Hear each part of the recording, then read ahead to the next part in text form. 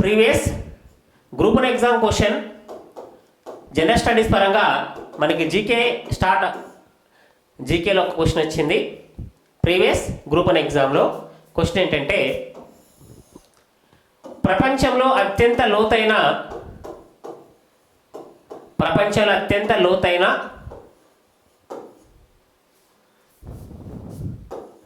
Baikal సరస్సు లోతెంత అంటే, యాక్చువల్గా కాంపిటేటివ్ ఎగ్జామ్లో ఈ మధ్యకాలంలో మనకి వచ్చిన క్వశ్చన్లన్నీ ఎక్కువగా మ్యాచ్ ద ఫాలోయింగ్స్, ఈ క్రింది వారిని చూజ్ చేసుకోవడం, తర్వాత ఈ క్రింది వారిలో కానిది, కింది వారిని సరైన దాన్ని గుర్తించండి ఇలా అడుగుతున్నాడు.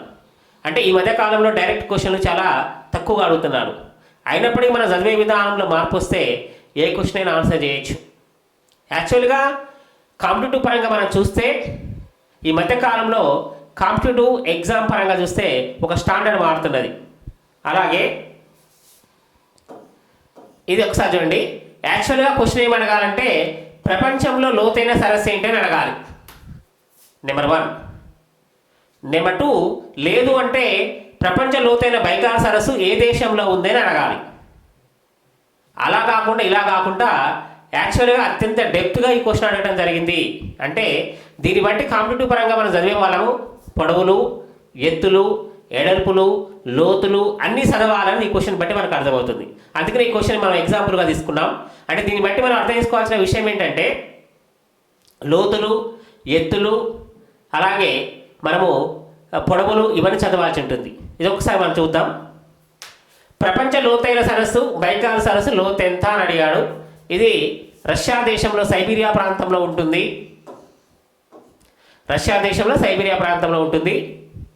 ఇది మంచినీటి సరస్సు. ఇవాళ కాంపిటేటివ్ పరంగా ప్రిపేర్ అవుతున్న వాళ్ళకి నేను ఒక సిస్టమ్ చెప్తాను, ఖచ్చితంగా ఆ సిస్టమ్ని ఫాలో అవ్వండి. ఖచ్చితంగా కాంపిటేటివ్ పరంగా సక్సెస్ అవ్వచ్చు. అదేంటంటే,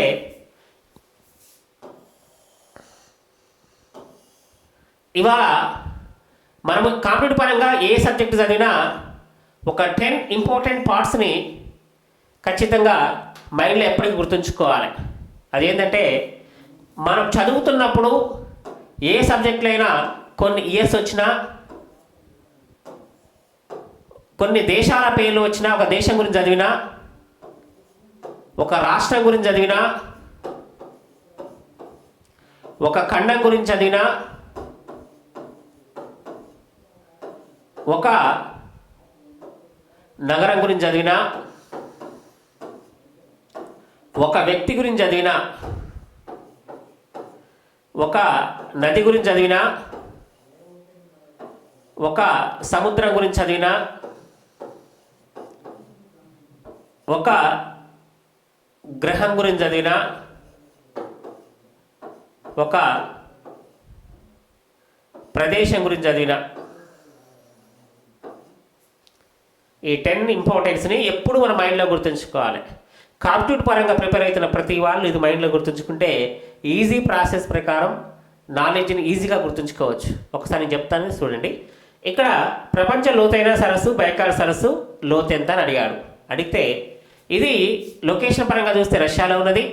ఇది మంచినీటి సరస్సు.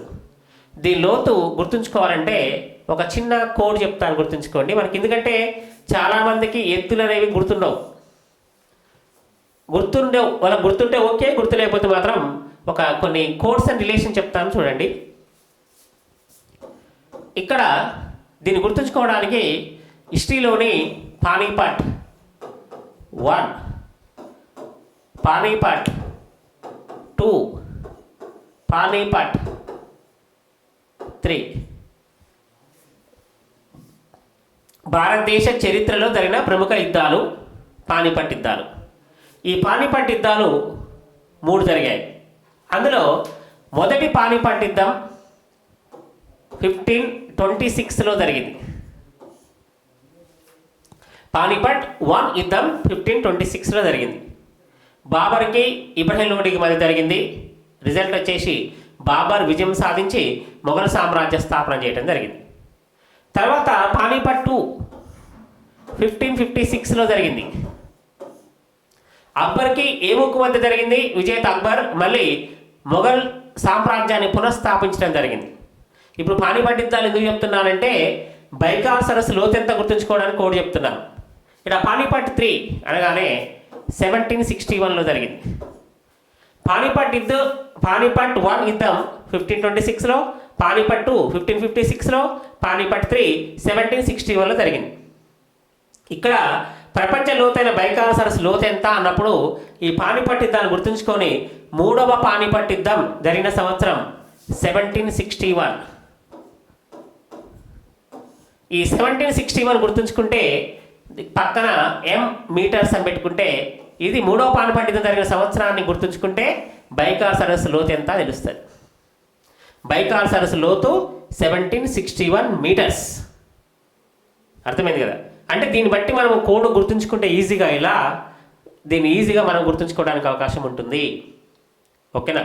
ఇప్పుడు ఈ బైకాల్ సరస్సు అని చదువుతున్నాం.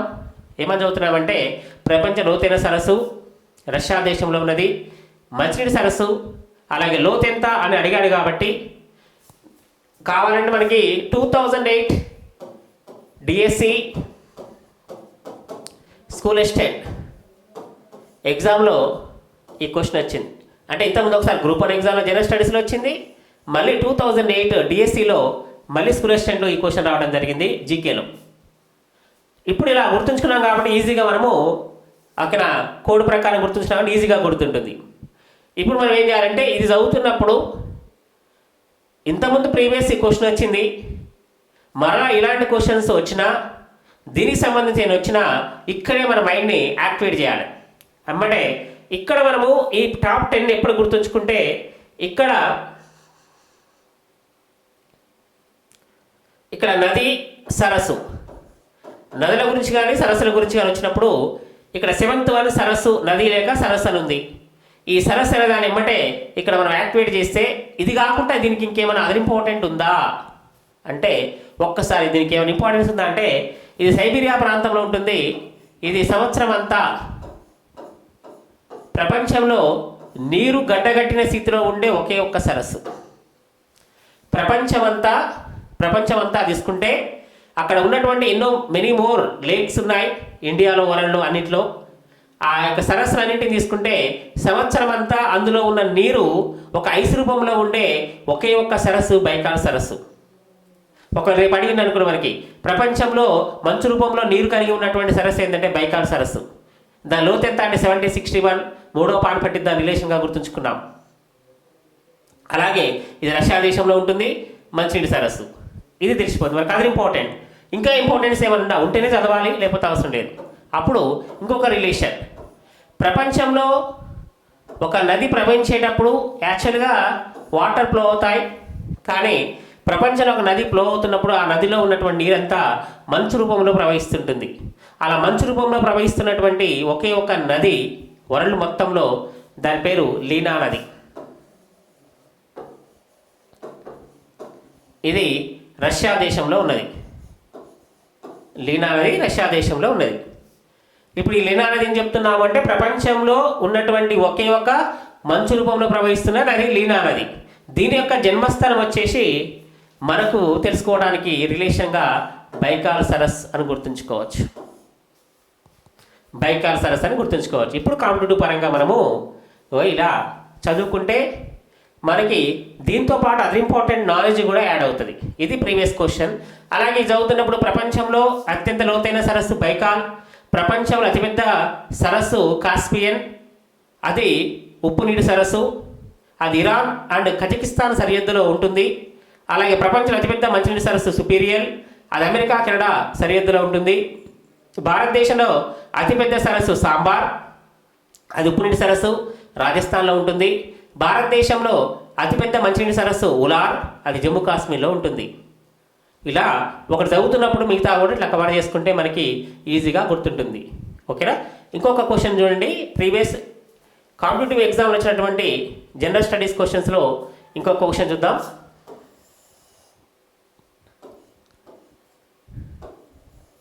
ఇండియా పాకిస్తాన్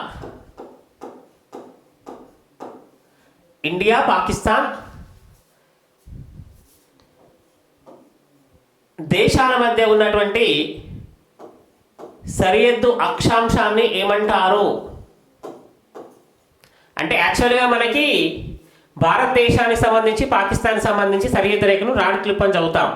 ఇది కాకుండా ఇంకొక సరిహద్దు రేఖ మనకున్నది, అది కాంపిటేటివ్ ఎగ్జామ్లో ప్రీవియస్ క్వశ్చన్గా అడగడం జరిగింది. అంటే ఇండియా పాకిస్తాన్ సరిహద్దులో ఉన్నటువంటి అక్షాంశ రేఖను ఏమంటారు అని అడిగాడు. అంటే ఆన్సర్ వచ్చేసి ఇక్కడ 24 డిగ్రీస్ ఉత్తర అక్షాంశ రేఖ ఇది. యాక్చువల్గా చాలామందికి మనకి ఎప్పటికీ మనం చదువుకుంటేప్పుడు చాలామంది తెలియని విషయం ఏంటంటే భారత్ పాకిస్తాన్ సరిహద్దు రేఖను రాడ్ క్లిప్ అనేది చదువుకుంటాం. కానీ మనకి ఇంకొక సరిహద్దు ఉన్నది 24 డిగ్రీల అక్షాంశ రేఖ అని చాలామంది తెలియదు. అంటే ఇది కాంపిటేటివ్ ఎగ్జామ్లో ప్రీవియస్ ఒకసారి ఎగ్జామ్లో క్వశ్చన్ వచ్చింది కాబట్టి మనం ఒకసారి దీన్ని చూస్తే ఎక్స్ప్లెనేషన్ పరంగా చూస్తే ఎక్స్ప్లెనేషన్ చేసుకుంటే ఏంటి సరిహద్దు రేఖ అని చూస్తే 1947 భారత్ పాకిస్తాన్ దేశాలు విడిపోతున్నప్పుడు లార్డ్ మౌంట్ బాటన్ చివరి భారతీయ బ్రిటిష్ వైస్రాయ్, ఈయన ఒక ప్రణాళిక రూపొందించడం జరిగింది. అలానే భారత్ పాకిస్తాన్ విడగొట్టడం కోసం దాన్ని లార్డ్ మౌంట్ బాటన్ ప్రణాళిక అంటారు. అలా విడిపోతున్నప్పుడు ఈ రెండు దేశాల మధ్య సరిహద్దు నిర్ణయం జరగాలి. సరిహద్దు నిర్ణయం జరగాలంటే న్యాచురల్గా ఉన్నటువంటి ఒక నదిని బేస్ చేసుకొని దేశాలు విడిపోతాయి. కాబట్టి అక్కడ సరిహద్దు పరంగా చూస్తే నదులు లేవు. కాబట్టి ఆ మధ్యలో ఒక ప్రముఖమైన వ్యక్తిని మధ్యవర్తిగా ఉంచి సరిహద్దు నిర్ణయించాలని ఆయన నిర్ణయించడం జరిగింది. అప్పుడు అతని ఫ్రెండ్ అయినటువంటి ఇంగ్లాండ్లో ఒక ఫేమస్ లాయర్ సర్ సిడిల్ రాడ్క్లిఫ్ అనే ఒక వ్యక్తిని అతడు తన ఫ్రెండ్ని భారత్ పాకిస్తాన్ దేశాల మధ్య సరిహద్దు నిర్ణయించడానికి ఆహ్వానించడం జరిగింది. అప్పుడు అతనికి ఉన్నటువంటి ఇండియాలో అప్పటికి సర్వే ఆఫ్ ఇండియా తయారు చేసిన ఒక మ్యాప్ ఉన్నది. ఆ మ్యాప్ను అతనికి ఇచ్చి ఈ సరిహద్దు నిర్ణయం చేయమని చెప్పడం జరిగింది. అప్పుడు అతను నిర్ణయిస్తున్నటువంటి సరిహద్దులో ఇక్కడ సముద్ర తీరరేఖ ఉంటుంది మనకి. ఆ సముద్ర తీరరేఖ అంటే అరేబియన్ సీ, ఇక్కడ బంగాళాఖాతం, ఇక్కడ ఇండియన్ ఓషన్. ఇక్కడ సరిహద్దు నిర్ణయించేటప్పుడు భారత్ పాకిస్తాన్ దేశంలోని అరేబియా సముద్ర తీరంలో గుజరాత్ వద్ద కొన్ని సముద్ర భూభాగాలైన క్రిక్స్ ఉన్నాయి. క్రిక్లు అంటే చిన్న చిన్న భూభాగాలు, సముద్రంలో ఉన్నటువంటి చిన్న భూభాగాలు. అప్పుడు ఆయన నిర్ణయిద్దామని గుజరాత్ ప్రాంతానికి వచ్చినప్పుడు సముద్ర అలలు ఎక్కువగా హెచ్చుతగ్గులు ఎక్కువగా ఉండటం వలన అక్కడ నిర్ణయించడం సర్ సిడిల్ రాడ్క్లిఫ్కి కొంచెం కష్టతరంగా మారింది. అలా ఎంతసేపైనా ఆ యొక్క సముద్ర అలలు తగ్గడం అంటే దాని యొక్క ఫ్లో తగ్గపోవడంతో ఆయన కొన్ని క్రిక్ భూభాగాలను మీరే నిర్ణయించుకోండి అని చెప్పి ఆయన వెళ్ళిపోవడం జరిగింది. అప్పుడు ఒక ప్రాంతము వివాదాస్పదంగా ఉన్నది భారత్ పాకిస్తాన్ దేశాల మధ్య, దాన్నే సర్ క్రిక్ అంటారు. సర్ క్రిక్ అంటారు. ఈ ప్రాంతం గుజరాత్ రాష్ట్రంలో ఉంటుంది. ఇది భారతదేశంలోని గుజరాత్ రాష్ట్రంలో గల రాణా కచ్ ప్రాంతాన్ని పాకిస్తాన్లోని సింధు ప్రావిన్స్ అనే ప్రాంతంతో కలుపుతుంది. సింధు ప్రావిన్స్ అనే ప్రాంతంతో కలుపుతుంది.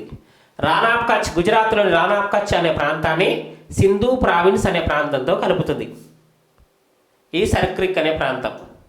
ఇది రెండు దేశాల మధ్య వివాదాస్పదంగా ఉంటే ఓకేనా, పాకిస్తాన్ దేశం ఈ ప్రాంతాన్ని ఆక్రమించి అఫీషియల్గా ఇక్కడ నిర్ణయించుకున్నటువంటి ఈ సరిహద్దు రేఖే 24 డిగ్రీల ఉత్తర అక్షాంశ రేఖ.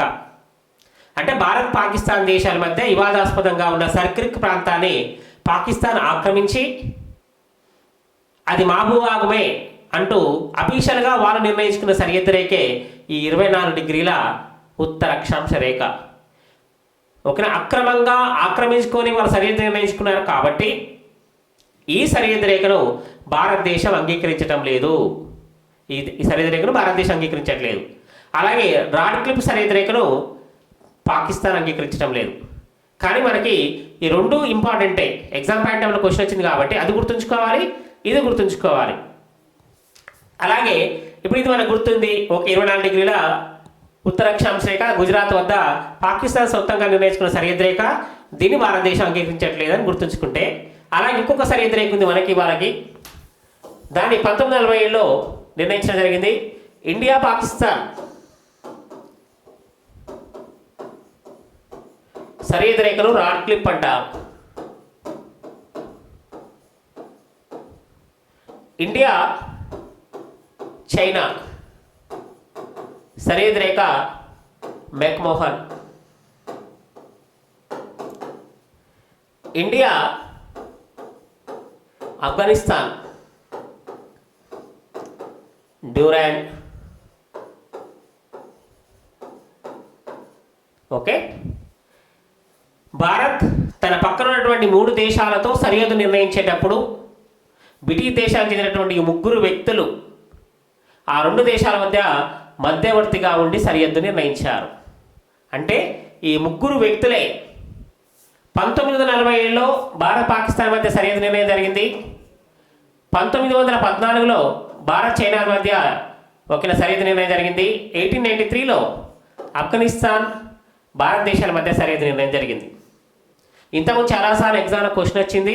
అలా మ్యాచ్ ద ఫాలోయింగ్స్లో రావచ్చు, డైరెక్ట్గా రావచ్చు. ఎలా వచ్చినా మనం ఒక క్లారిటీగా గుర్తుంచుకుంటే ఈజీగా మనకు గుర్తుంటుంది. ఎప్పుడైనా మనము కాంపిటేటివ్ పరంగా ప్రిపేర్ అవుతున్నప్పుడు India Pakistan rod clip, India China McMahon, India Afghanistan Durand, ఈ 3 సరిహద్దు రేఖలు వ్యక్తుల పేర్లు. అందులో ఏ క్వశ్చన్ ఇచ్చినా ఆ 3 పేర్లు కింద ఉంటాయి కంపల్సరిగా. మనం ఈజీగా గుర్తుంచుకుంటే ఓకే. ఏదైనా కన్ఫ్యూజ్ అవుతున్నప్పుడు మాత్రమే నేను చెప్పే కోడ్ గుర్తుంచుకోండి, ఈజీగా మనకు గుర్తుంటుంది. ఎలా అంటే చూడండి ఒకసారి, పాకిస్తాన్ అని రాసాం తెలుగులో, ఇది 4 అక్షరాలు ఉన్నది. అలాగే రాడ్ క్లిప్ రేఖ అని రాసాం తెలుగులో, ఇది 4 అక్షరాలు ఉంది. అంటే పాకిస్తాన్ 4 అక్షరాలు తెలుగులో, రాడ్ క్లిప్ సరిహద్దు రేఖ పేరు 4 అక్షరాలు తెలుగులో గుర్తుంది. 4 అక్షరాలు 4 అక్షరాలు. ఇప్పుడు ఇండియా చైనా, చైనా ఇంగ్లీష్లో రాసుకోండి కోడ్ ప్రకారం. ఇంగ్లీష్లో చైనా కోడ్ ప్రకారం గుర్తుంచుకోవడానికి రాస్తే ఇక్కడ 5 అక్షరాలు ఉంది. అలాగే మెక్మోహన్ తెలుగులో రాసుకుంటే 5 అక్షరాలు ఉంది. అంటే చైనా ఇంగ్లీష్లో 5 అక్షరాలు, మెక్మోహన్ రేఖ 5 అక్షరాలు. పాకిస్తాన్ 4 అక్షరాలు, రాడ్ క్లిప్ 4 అక్షరాలు. భారతదేశాన్ని ఇండియా అంటాం, ఆఫ్ఘనిస్తాన్ ఆఫ్ఘన్ అంటారు, తెలుగులో రాసుకుంటే 3 అక్షరాలు. అలాగే ఇక్కడ ఇలాంటి కోడ్స్ మనం చదువుకునేటప్పుడు 0ని కౌంట్ చేయొద్దు, రాయాలి. అప్పుడు డ్యూరాండ్ 3 అక్షరాలు. ఇప్పుడు ఈజీగా గుర్తుంటుంది. పాకిస్తాన్ ఇండియా సరిహద్దు రేఖ పేరు రాడ్ క్లిప్, పాకిస్తాన్ 4 అక్షరాలు, రాడ్ క్లిప్ 4 అక్షరాలు. చైనా ఇంగ్లీష్లో కోడ్ ప్రకారం గుర్తుంచుకుంటే 5 అక్షరాలు, మెక్మోహన్ 5 అక్షరాలు తెలుగులో. ఆఫ్ఘనిస్తాన్ ఆఫ్ఘన్ అంటాం, తెలుగులో 3 అక్షరాలు. డ్యూరాండ్ 0ని కౌంట్ చేయకుండా రాసుకుంటే 3 అక్షరాలు. ఇప్పుడు ఇలా చదువుకున్నాం అనుకోండి, ఈజీగా గుర్తుంటుంది. ఇది 1947లో, ఇది 1914లో, ఇది 1893లో ఈ సరిహద్దు రేఖ నిర్ణయం జరిగింది. అంటే ప్రీవియస్ మనకి ఇలాంటి క్వశ్చన్ వచ్చాయి కాబట్టి ఈసారి అలాంటి క్వశ్చన్ వచ్చినా చేయడానికి ఈజీగా మనము 2 చదువుకొని ఉంటే ఏ క్వశ్చన్ వచ్చినా మనం చేయొచ్చు. అంటే ఈజీగా ఒక కోర్స్ అండ్ రిలేషన్స్ కనుక మనం పెట్టుకొని చదవగలిగితే ఈజీగా మనం మార్కులు సంపాదించే అవకాశం ఉంటుంది. ఇది ప్రీవియస్ క్వశ్చన్. ఇంకొక క్వశ్చన్ ఎక్స్ప్లెనేషన్ చూద్దాం. ఈ క్రింది వాణిలో గోదావరి నది ఉపనది కానిది ఏది? గోదావరి నది ఉపనది కానిది ఏది? ఓకే, ఇది క్వశ్చన్ ప్రీవియస్ కాంపిటేటివ్ ఎగ్జామ్ వచ్చినటువంటి క్వశ్చన్. ఈ క్రింది వాణిలో గోదావరి నది ఉపనది కానిది ఏంటని అడిగాడు. అంటే అప్పుడు ఏంటి ఇక్కడ ఆప్షన్స్ ఏంటి? మంజీరా, ప్రాణహిత,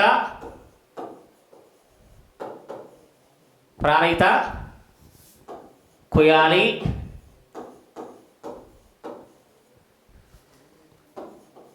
అరింద్రి.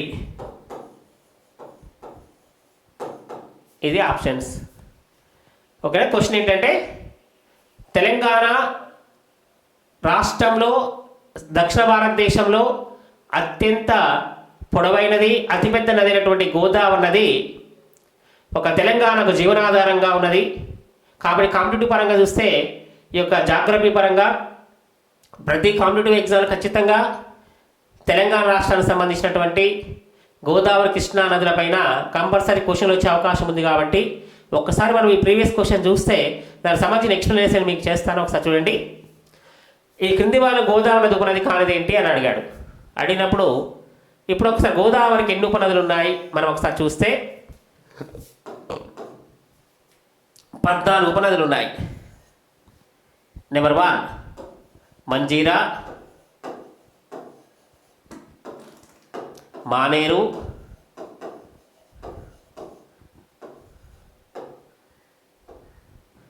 కిన్నెరసాని,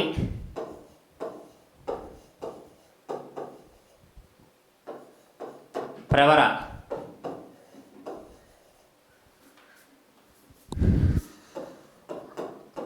ప్రాణహిత,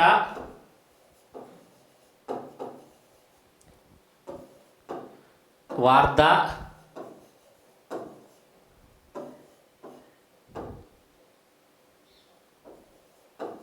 పెన్గంగా,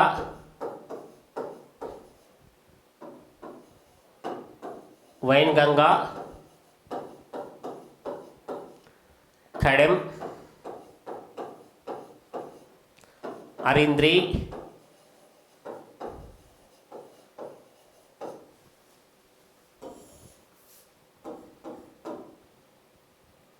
ఇంద్రావతి,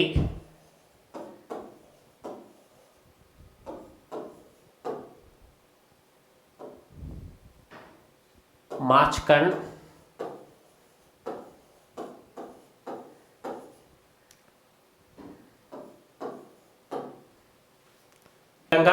కడెం, అరింద్రి, ఇంద్రావతి, మార్చ్కండ్. ఇక్కడ ప్రధానంగా మనం చూస్తే ఈ క్రింది వారిలో గోదావరి నది ఉపనది కానిది అని అడిగాడు. అడిగినప్పుడు ఇక్కడ మంజీరా ఓకే, ప్రాణహిత ఓకే, అరింద్రి ఓకే. ఇక్కడ ఆన్సర్ ఏంటంటే కోయాలి. ఇది కృష్ణానది యొక్క ప్రధాన ఉపనది. అంటే మనకి ఇప్పుడు కాంపిటేటివ్ పరంగా ఏమడుగుతున్నాడు అని ఒకసారి మనం చూస్తే ఒక్కోసారి రైట్ సైడ్ ప్రవహించే నదులు, లెఫ్ట్ సైడ్ ప్రవహించే నదులు ఏంటని కూడా అడుగుతున్నాడు. Right side, left side. ఒకసారి మనం చూస్తే ఇక్కడ మంజీరా, మానేరు, కిన్నెరసాని, ప్రవర